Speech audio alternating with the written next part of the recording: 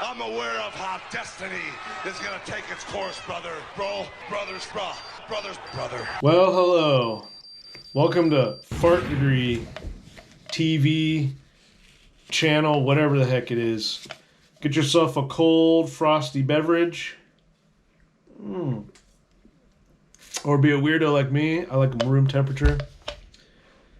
And let's talk about motorcycles. Alright, so I got clips.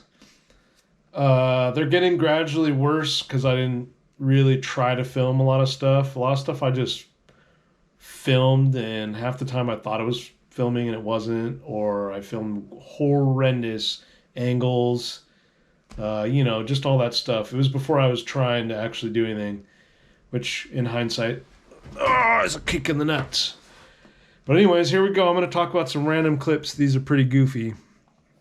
All right, so right away, back to powder coating. These are the clips I found.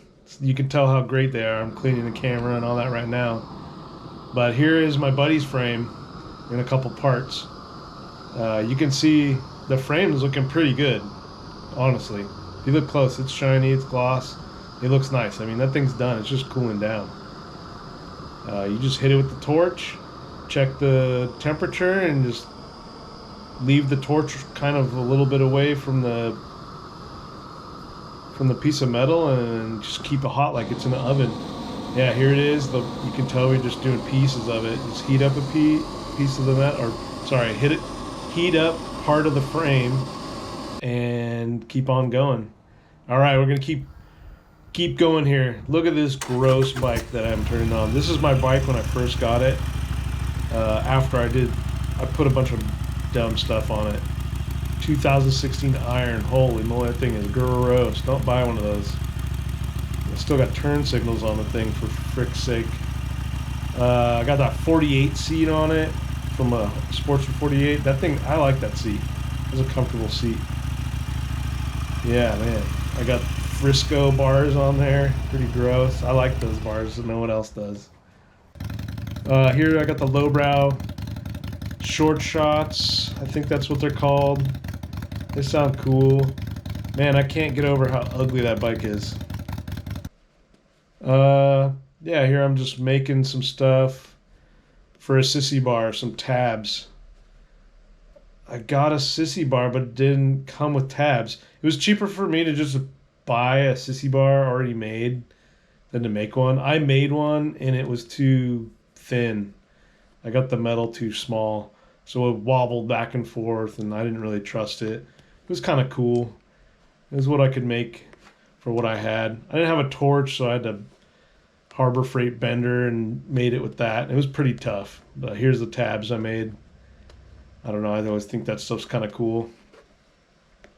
Look haggard, but once you weld them up, nobody will know. And then actually, I haven't even painted my sissy bar yet.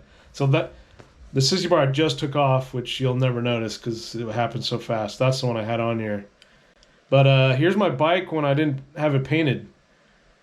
For some reason, I filmed taking all this stuff off, and I thought it was going to be this super cool little montage.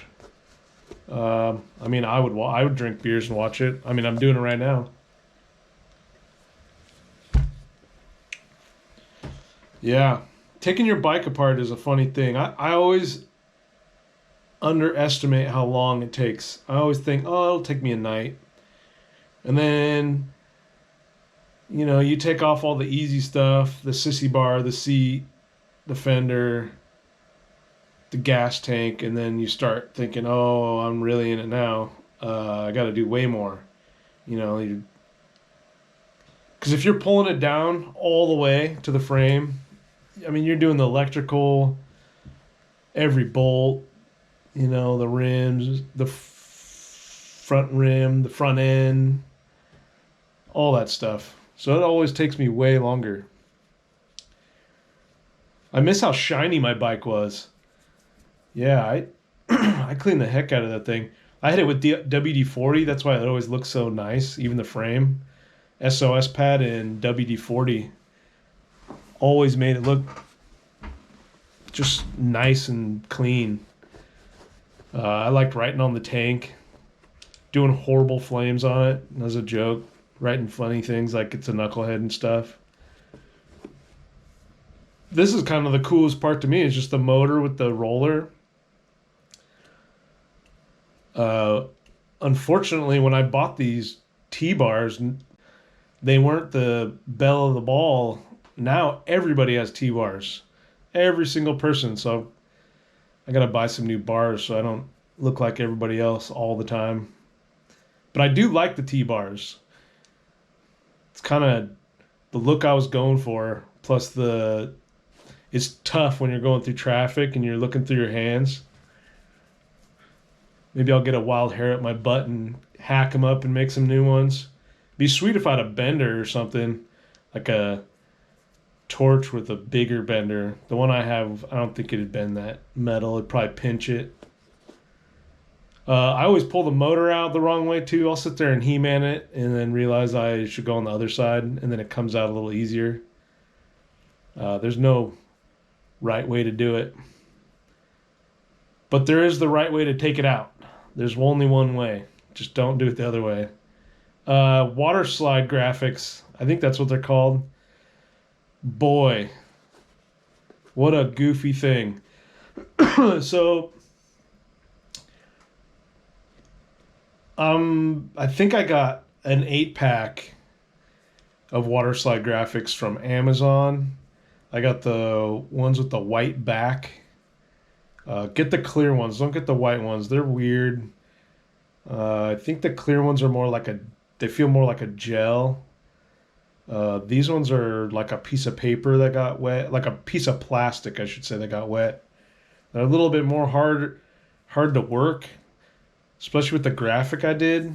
The graphic I did wasn't like a certain shape. It was more like a L. Because of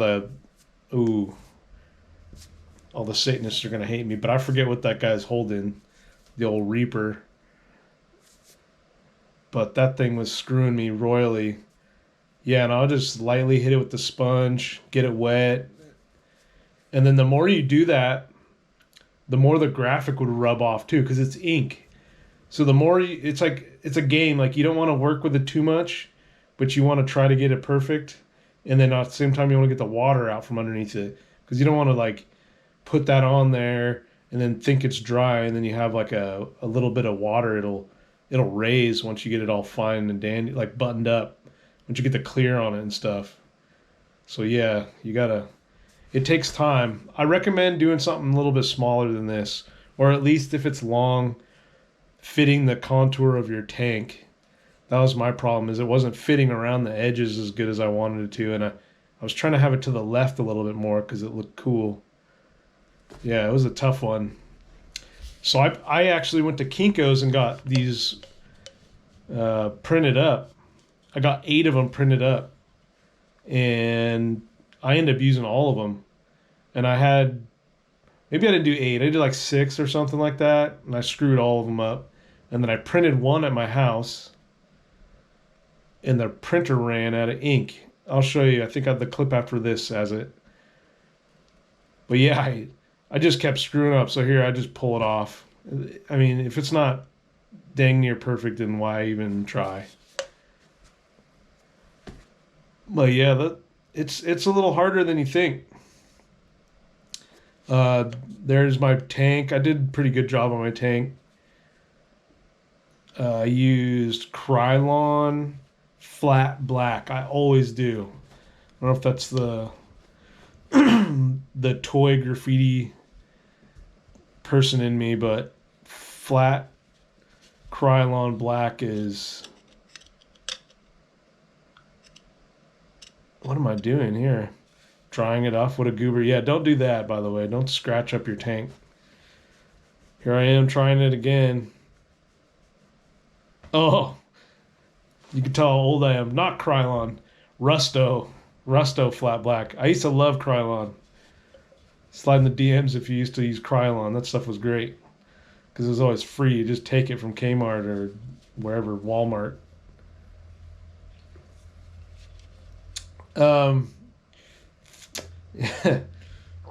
Yeah, all my stuff is usually, I always paint with flat. I never put a gloss in it. It's so much easier to use flat. You know, just paint it light and do 100. I'd rather do 100 really light coats and not worry about drips. It's easier to fix the imperfections. You can paint more coats in more time that way. I always feel like gloss takes a long time and I can't tell if it's dry, and it runs more. It takes a lot more to cover. Yeah, see that? It's so hard to get the wrinkles out. That's why you got to do like a circle or a square type shape, just something even, because you won't have as many goofy little zones like I have to like pull out. And I think though, if you get the one that's clear, it stretches a little more, so you won't have this. Because this is like putting a piece of paper on there. See, dang, see, one little freaking pull and it rips a whole big piece off. So that one's trash. Here I am just contemplating throwing it in the trash in general. But here it is done. I think I just put a clear over it so I didn't damage it. See how it's pink on the bottom? My printer was running out of ink. It looks terrible, but with the clear on it looks great. Yeah, here it is, finished. Looks cool on the bike. Definitely is not a up-close tank. You don't want to look at it. I put the flames on there too. I don't know why. After I did all that, I realized it was too much. I should have just kept it black with the Waterslide on top. Or just did flames. Like, both is like too much. It was too ridiculous. I faded it with a spray can. I didn't care about trying to get cool fade. It actually looks pretty good. Here we are, just ripping down the street. Yeah, choppers. Yep, that's it. All right, so these clips are getting, you can tell they're getting a little shorter. Not filmed that great. A lot of up here point of views because I got a headband thing to hold my GoPro. Yeah, some of them I think I'm just gonna let go, keep when I'm old, and I'll watch them and relive my headaches.